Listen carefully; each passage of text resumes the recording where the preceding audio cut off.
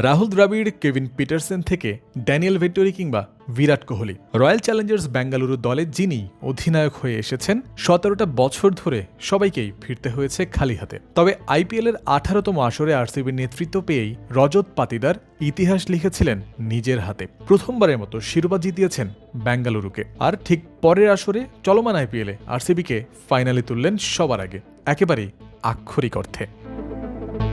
33 বলে আনবিটেন 93 রানের ইনিংস খেলে মঙ্গলবার রজতই ম্যাচ সেরা হয়েছেন গুজরাট টাইটান্সের বিপক্ষে। আইপিএলের চলতি আসরেই আলো ছড়িয়ে ভারতের এ দলে ইতোমধ্যেই ডাক পেয়েছেন বৈভব সূর্যবংশী।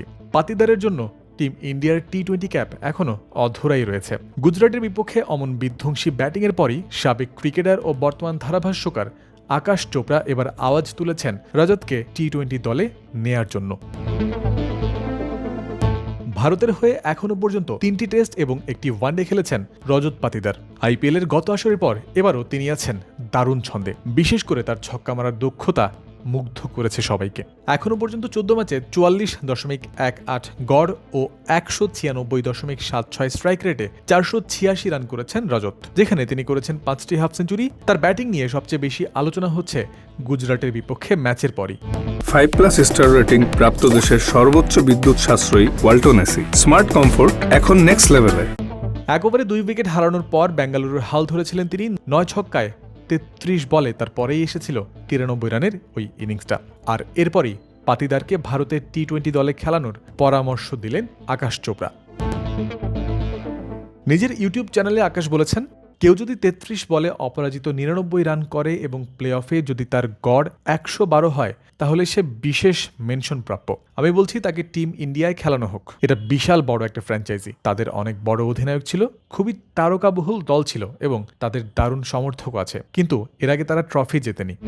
পাতিদারের ব্যাটিংয়ের কথা বলতে গিয়ে আকাশ চোপড়া বলেছেন, সে খেলার মোড় ঘুরিয়ে দিয়েছে। সে 2টা জীবন পেয়েছে এবং যখন সে মারা শুরু করেছে তাদের একদম ঘুরিয়ে দিয়েছে। একটা পর্যায়ে গিয়ে 30 বলে তারা 100 রান করেছিল। এই ধরনের মানসিকতা ভাগ্য ও মৌসুম বদলে দেয়। কোয়ালিফায়ারের দিক থেকে অন্যতম সেরা ইনিংস এটা।